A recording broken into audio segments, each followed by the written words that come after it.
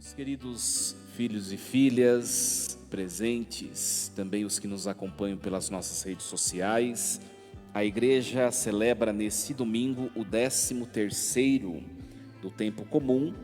Estamos numa etapa de catequese, que é o tempo comum, e hoje temos a alegria, neste dia, de estarmos finalizando as festividades de nosso padroeiro, São João Batista. Para nós, aquele que é um grande modelo, um grande exemplo a ser seguido, como aquele que testemunha a Jesus Cristo, que aponta o Mestre. Nós estamos ouvindo neste ano litúrgico, o ano C, o Evangelho de Lucas. Então nós precisamos entender um pouquinho como que é constituído o texto todo de Lucas, para entendermos a frase inicial do trecho de hoje, desta perícope. Lucas é um evangelista que escreve, se você pegar na sua Bíblia, Lucas é o autor do Evangelho de Lucas e do livro dos Atos dos Apóstolos. Em ambos os textos, ele dirige-se a um tal Teófilo, né? Que no fundo é cada um de nós, né? É o evangelista escrevendo para nós. Então o texto do Evangelho, ele é dividido em duas grandes partes, o Evangelho de Lucas. A primeira parte é constituída pelos 9 capítulos primeiros, né? Primeiro Lucas vai narrar a infância de Jesus, depois Lucas vai narrar a figura de João Batista. Depois disso, nós vamos ver no Evangelho de Lucas, Jesus que vai para o deserto ser tentado pelo diabo, depois de ser batizado por João, e aí começa a vida pública de Jesus. Então, até o capítulo 4, todos os episódios da infância de Jesus e também da infância e do ministério de João. Do capítulo 4 ao 9, até o versículo 50, é a vida pública de Jesus. Jesus que sai para anunciar o reino de Deus, curar os enfermos, expulsar os demônios e anunciar que Ele é o Filho eterno do Pai, que se tornou ser humano. Do capítulo 9, versículo 51 até o final, de Lucas, que é a segunda grande parte, Jesus começa uma caminhada. Então o Evangelho de Lucas, a segunda parte que nós começamos hoje, Jesus já cumpriu a sua missão de anúncio, agora ele começa a caminhar, a escalar um monte, que está a 700 metros do nível do mar, o topo desse monte, e esse monte chama-se Jerusalém, essa grande cidade. Então essa segunda parte, até o fim do texto, é Jesus que vai caminhando. E o que ele vai encontrar lá no topo do monte da cidade de Jerusalém? Qual é o ápice do Evangelho de Lucas, como também os outros?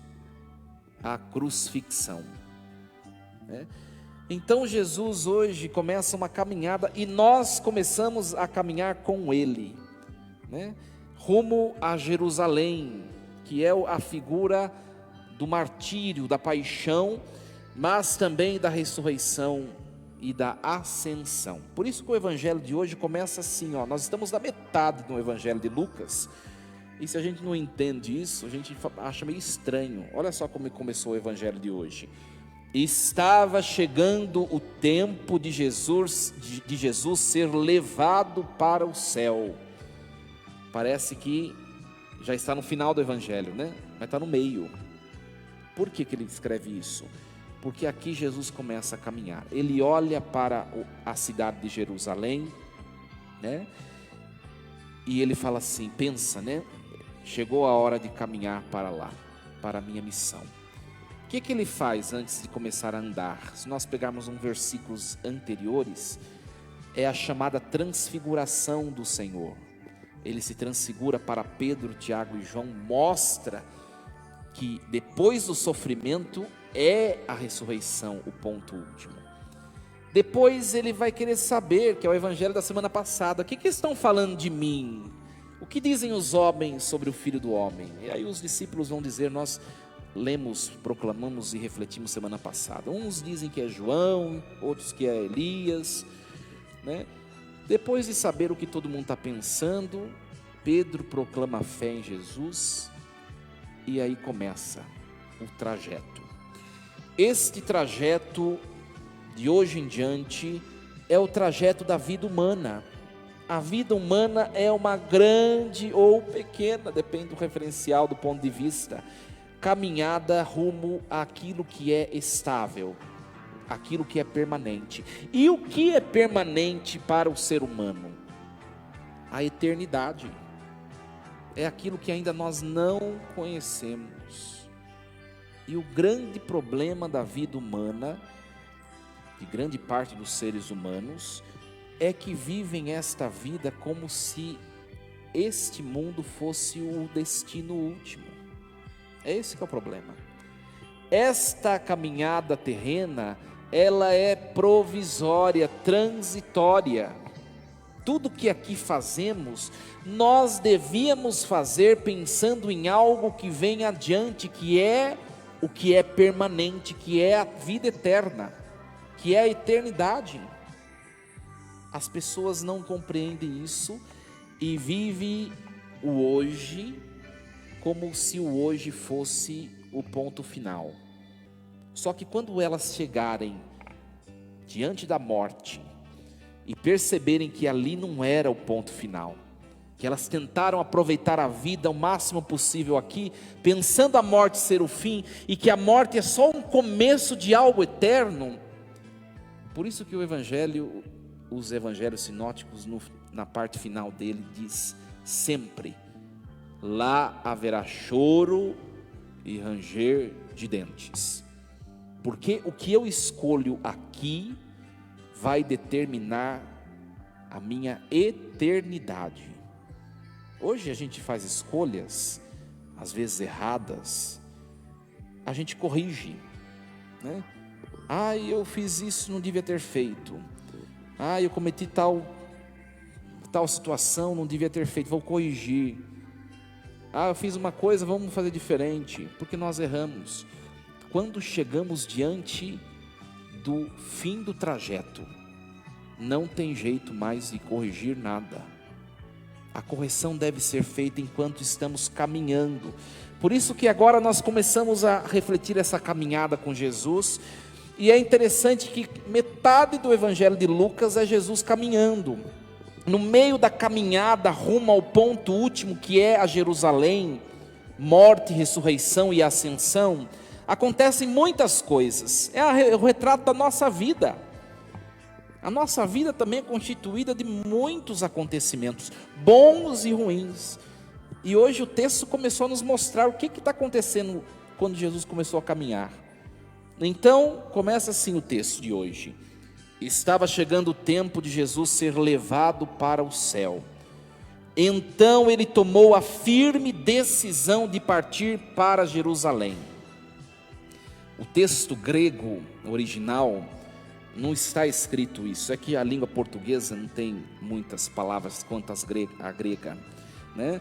Não é tomou a firme decisão. Jesus enrijeceu a sua face. Está escrito assim.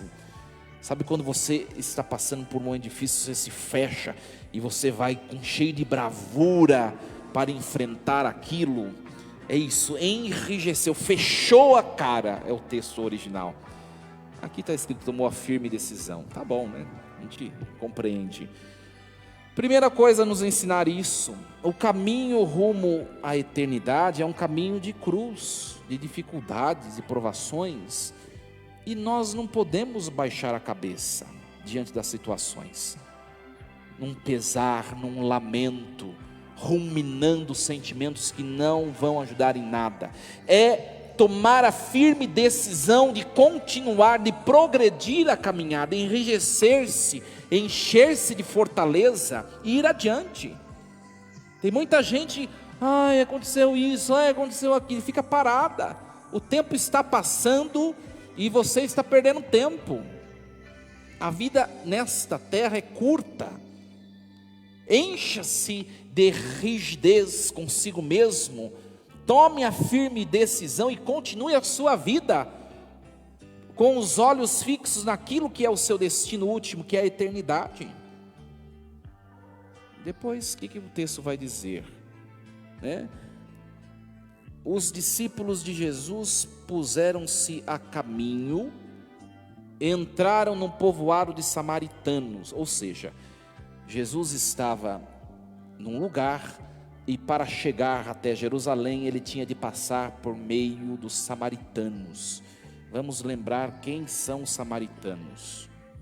Lá no Antigo Testamento, quando a partir de Abraão, Isaque e Jacó, tínhamos 12 tribos de Jacó ou de Israel. Essas 12 tribos formavam um só povo. Acontece que quando este povo se decide a mudar de uma condição nômade para uma condição de reino, durante a história eles acabaram dividindo as tribos. As chamadas 10 tribos do norte se separou das 2 tribos do sul. Só que as tribos do norte foram infiéis a Deus e Deus permitiu que o império pagão, a Assíria, destruísse essas tribos. Só que restaram algumas pessoas, uma porção do povo, E essa porção do povo foi paganizada. Por que Deus se irou contra as tribos do norte, as tribos de Israel? Porque eles mancharam a pureza da raça hebreia. Começaram a ter filhos com povos pagãos, a adquirir ídolos, deuses pagãos. Então, o que restou dessas tribos do norte são os chamados samaritanos. De um lado, as tribos do sul, que são os judeus de raça pura. De outro, aqueles que traíram a Deus e se paganizaram, os manchados, tanto etnicamente quanto religiosamente, os samaritanos. Por isso, judeus e samaritanos não se davam. Os judeus acusavam os samaritanos de serem o povo prostituto, que mancharam a raça de Israel. E os samaritanos também revidavam, com a mesma repugnância. Quando eles estão passando no meio dos samaritanos, eles querem abrigo, querem ficar lá até amanhecer, para continuar a caminhada. Quando os samaritanos percebem que Jesus estava indo a Jerusalém, em Jerusalém ficava o templo dos judeus. Eles percebem que eles estão indo a Jerusalém, eles percebem que eles são judeus. Quando os samaritanos percebem que eles são judeus, os samaritanos não dão hospedagem. E aí, 2 apóstolos, Tiago e João, evangelista, João, apóstolo, disseram a Jesus: Senhor, queres que mandemos descer fogo do céu para destruir essa raça de samaritanos? Primeiro, porque são uma raça prostituta, que mancharam o nosso nome. Depois, porque não querem dar abrigo para nós. O que o texto tem a nos ensinar? Na nossa vida, nessa trajetória humana, nós vamos encontrar pessoas que não são do nosso agrado. Nós vamos encontrar pessoas que aparentemente não condizem com aquilo que nós somos. Mas nós temos de saber conviver com todos.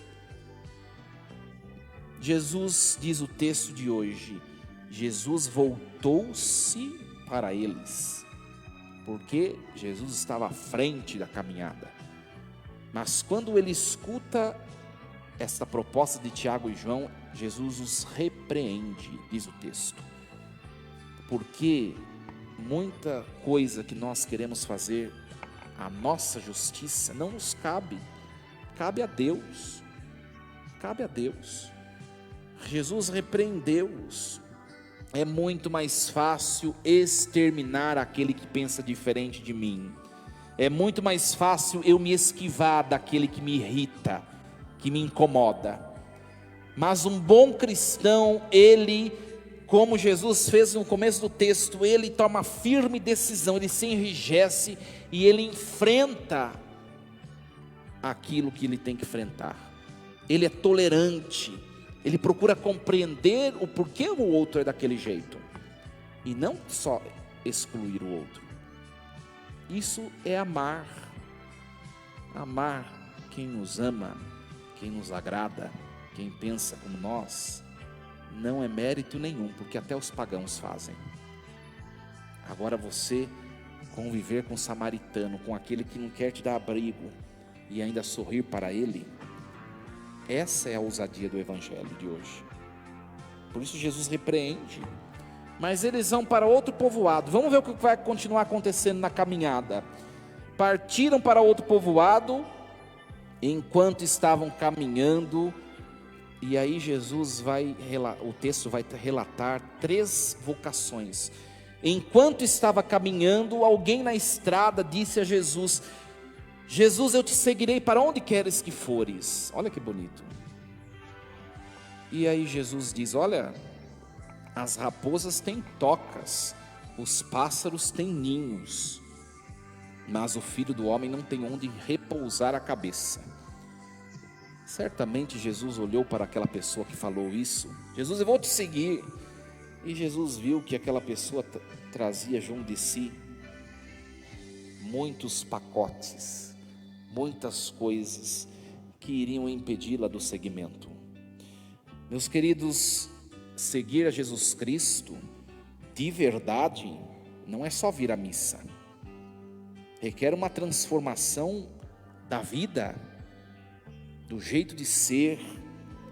Isso é muito desafiador, porque nós repousamos nas nossas seguranças, nos bens, nos afetos, e seguir a Jesus é não repousar em nenhuma segurança, nem em tocas como as serpentes, como as raposas, também nem em ninhos como os pássaros, mas é seguir Jesus e saber que neste mundo nós não teremos repouso, nós não teremos ponto final aqui. Tem gente procurando uma estabilidade de vida, não só financeira, mas familiar, pessoal, e não terá, porque essa vida é um trajeto, e quando Deus percebe que nós estamos acomodados nas nossas tocas, nos nossos ninhos existenciais, Deus envia uma tribulação, para dizer que a nossa permanência aqui não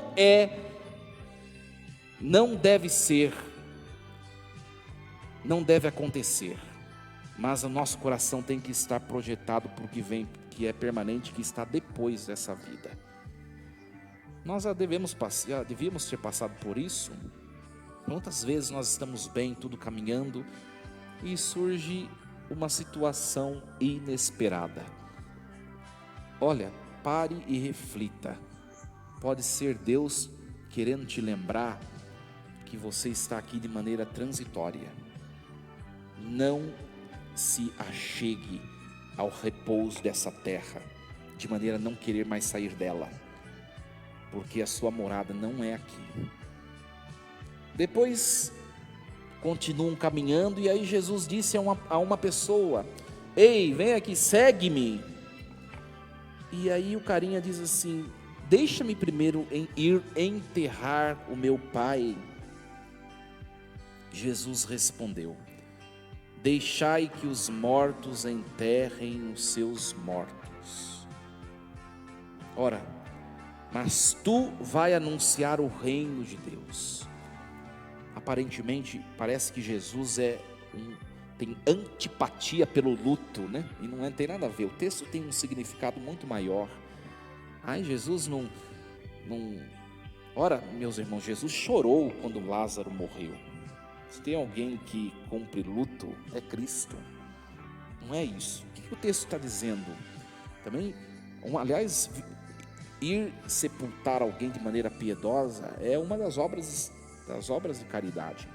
que nós devemos fazer. Jesus está dizendo assim: não se apegue àquilo que já não é seu, porque nós queremos muitas vezes agarrar algo que já não está mais em nossas mãos, e Deus está passando, e pode ser que quando isso acontece em nossa vida nós não percebamos Deus a passar. Quantas coisas da nossa vida queremos puxar para nós, mas aquilo já não é mais nosso, aquilo já não nos pertence, e Jesus está passando e nós não estamos percebendo. Pessoas, bens, empregos, situações, etc. Deixa que os mortos enterrem os mortos, mas tu vai anunciar o reino de Deus. Presta atenção naquilo que é o principal da vida.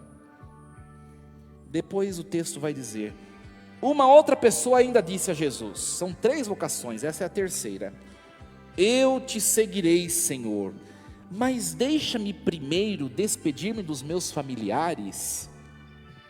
Nós vemos esse relato desta vocação expressa na primeira leitura de hoje.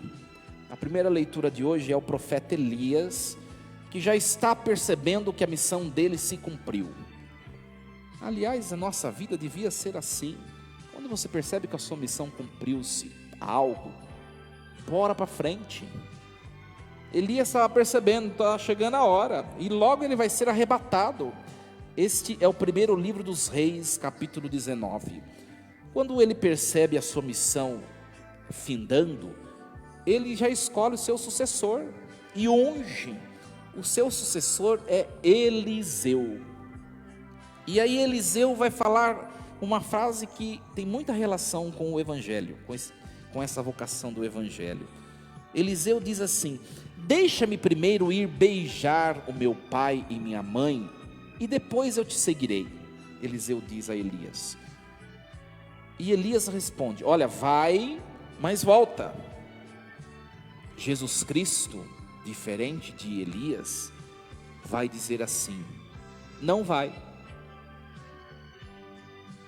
Olha só como é mais exigente Jesus, né? Olha só: mestre, eu te seguirei, mas deixa-me primeiro despedir dos meus familiares. Jesus, porém, lhe respondeu: quem põe a mão no arado e olha para trás não está apto para o reino de Deus.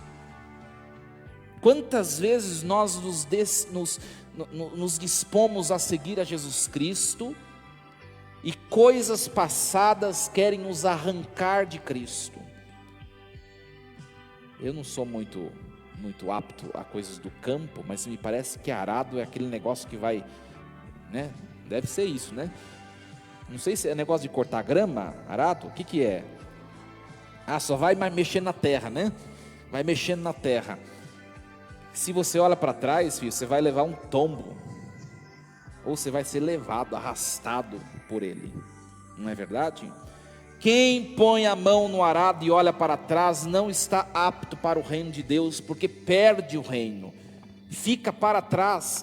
Nós precisamos deixar de olhar aquilo que passou, porque senão o diabo nos seduz e nos arranca de Deus.